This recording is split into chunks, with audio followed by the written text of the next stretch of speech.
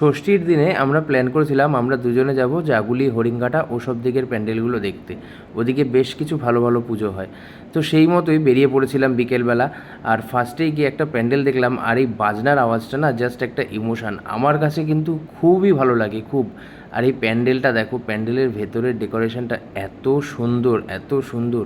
আর এই ঠাকুরটা তো আমার দেখা সবথেকে সেরা ঠাকুর, দারুণ দারুণ। মা দুর্গার মুখটা দেখো কি অসাধারণ সুন্দর, আর সম্পূর্ণ কাজ দিয়ে তৈরি করেছে।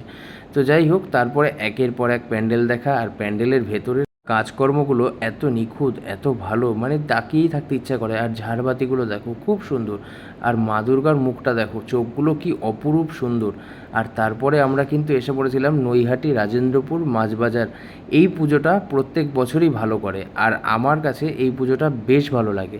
এবছরের প্যান্ডেলটা কিন্তু আমার খুব ভালো লেগেছে খুব। আর ঠাকুরটা তো কোনো কথাই নেই, ঠাকুর খুবই সুন্দর। যাই হোক, প্যান্ডেল দেখলাম, দেখে তারপরে খেতে হবে, রাত হয়ে গেছে।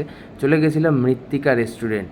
যাই হোক, সেই রেস্টুরেন্টে গেলাম, গিয়ে সেখানকার অ্যাম্বিয়েন্স, ভেতরের অ্যাম্বিয়েন্সটা তো খুব সুন্দর, আর বাইরেটাও খুব সুন্দর। আমরা বাইরেটাই বসেছিলাম, কারণ ভেতরটা ভিড় ছিল, জায়গা ছিল না।